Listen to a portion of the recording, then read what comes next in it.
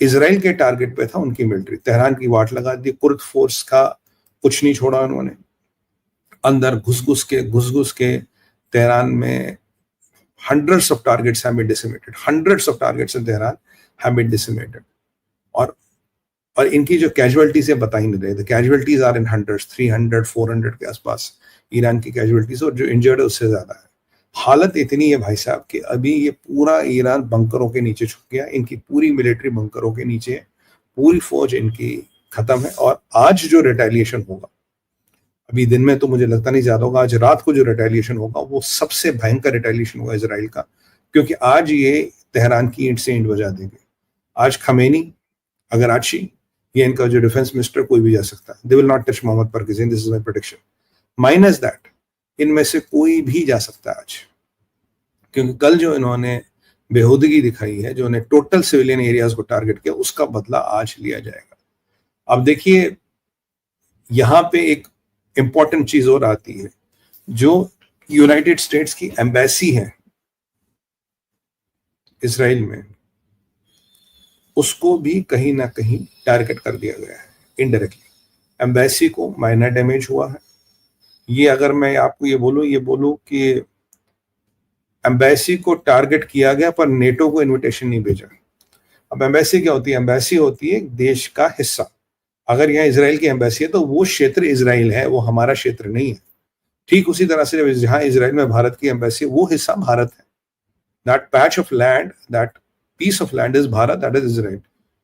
Direct hit नहीं हुआ पर उसके आसपास हिट किया गया। मेरे को लगता है एक पेरिफेरल हिट किया गया ताकि यूएस को एक मैसेज दिया जाए, यूएस को एक डरा दिया जाए और यूएस को एक बता दिया जाए कि आपकी एम्बेसी और आपके डिप्लोमेट्स हमारी रीच से बाहर नहीं है। इतने अल्लू के पट्टे ये जहादी है नहीं, इनको पता मिसाइल कहां दागनी है।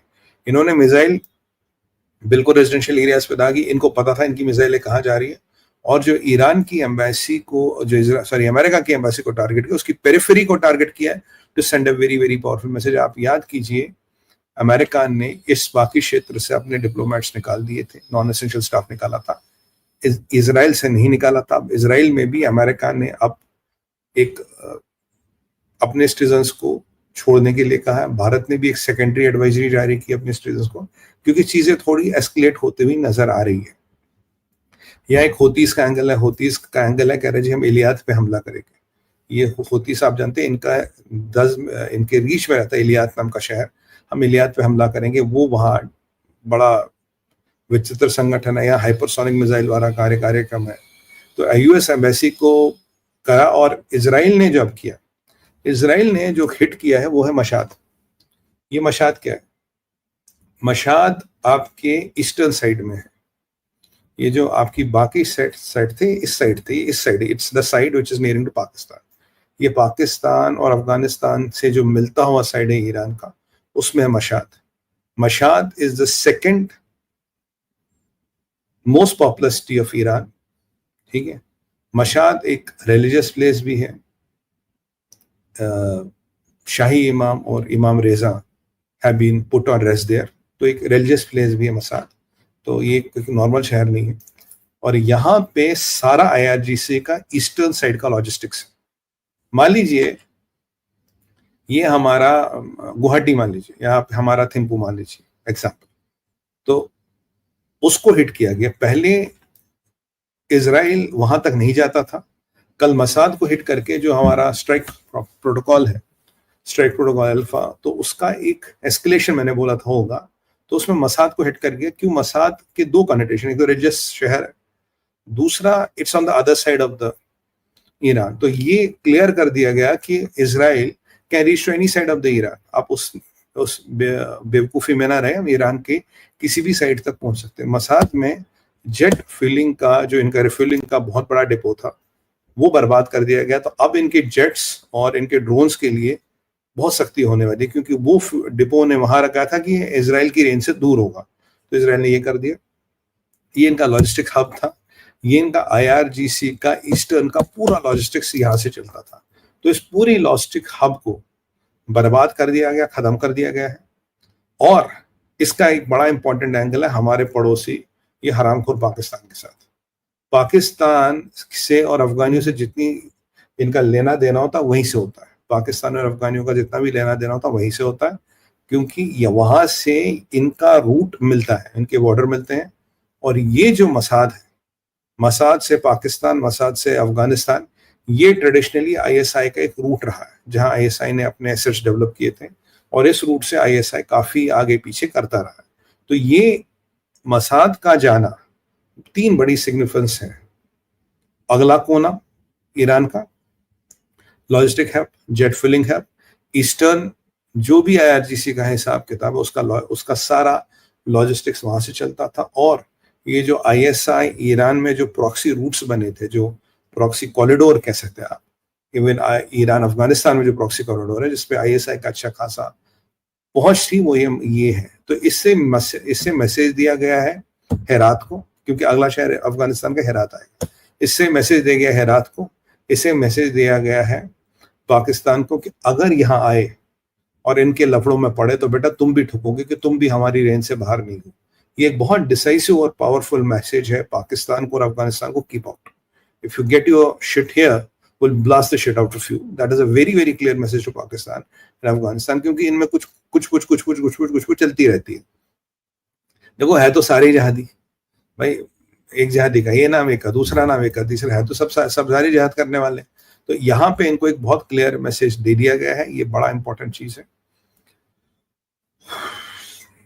मैं आपको बताऊं, जो कल इजराइल ने वेपन्स यूज किए वो F-35 था।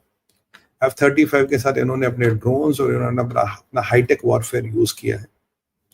और खबर तो एक बड़ी भी है, बड़ी खबर ये है, ये माना जाता है कि मोसाड का एक ड्रोन यूनिट अब भी इनसाइड ईरान काम कर रहा है, और ईरान की इंटेलिजेंस मोसाड के एजेंट्स को ढूंढ के थक गई, और आज एक वो क्या कहते हैं ब्रीफिंग निकाली, कह रहा जो भी गाड़ी आपको विचित्र आकार की दिखे, मान लीजिए आप गाड़ी उस पर त्रिपाल लगा है, थोड़ा कुछ माल बाहर है, तो उसको तुरंत पुलिस या सैनिकों को रिपोर्ट कर लो। तो अब लोगों से बोल रहे तुम जरा गाड़ी ढूंढो, अगर कोई उल्टी सीधी गाड़ी लगे वो हमें बताओ, उसमें से अगला ड्रोन हमला ना हो। तो जो मोसाड का यूनिट है, जिसको माना जाता है कि ये बिल्कुल साहब अंदर है, राइट, ये बिल्कुल मैं क्या बताऊं आपको, बिल्कुल ईरान के अंदर अब भी है। रडार हो, ऑयल हो या कमांड बेल्ट हो, इन तीनों को कल टारगेट किया गया, रडार्स को, ऑयल्स को और कमांड बेल्ट को। इजराइल ने एक अलग तरीके का वॉर एस्केलेशन दिखाया है, और जो कल अटैक हुए उसमें कुर्द फोर्स या आईआरजीसी के इनर सर्कल्स में, बिल्कुल इनर सर्कल्स में अटैक हुआ। तो इसका मतलब है इनर सर्कल्स पे और ईरान के बीच में, मतलब मिड ऑफ ईरान में इनर सर्कल्स में अटैक का मतलब है कि कोई ना कोई इजराइल के मोल्स हैं, कोई ना कोई इजराइल के इजराइल की स्लीपर सेल्स है जो अब भी एक्टिव है, जिनको आईआरजीसी कोई अब तक ढूंढ नहीं पाया, ना पकड़ पाया, और ये अब भी काम कर रहे हैं। इससे ये इनसाइड ईरान है, और ये मतलब बड़ा इंपॉर्टेंट है कि इसको अब भी ढूंढ नहीं पा रहे, और ये अब भी काम कर रहे हैं, ये अब भी ईरान की वाट लगा रहे हैं, ईरान के अंदर बैठ के, they are not able to find. इसके अलावा अब हिजबुल्लाह ने धमकी दी है। हिजबुल्लाह कह रहा जी हम कभी भी आपका, मतलब इजराइल का नॉर्थ यानी कि लेबनान का साउथ, नॉर्दर्न एंड खोल देंगे, इजराइल का विल स्टार्ट अ वॉर। और हिजबुल्लाह की वॉर पैदल वॉर होती है, they will try to march towards this. मैं ये मान के चलिए जब ये होगा, ये मैं आपको शुरू से महीनों से कहता हूँ, लगभग 7 अक्टूबर 2003 के बाद कर रहा हूँ, अगर ये कभी हुआ तो ये मान के चलिए एक बहुत बड़ा एस्केलेशन होगा। This will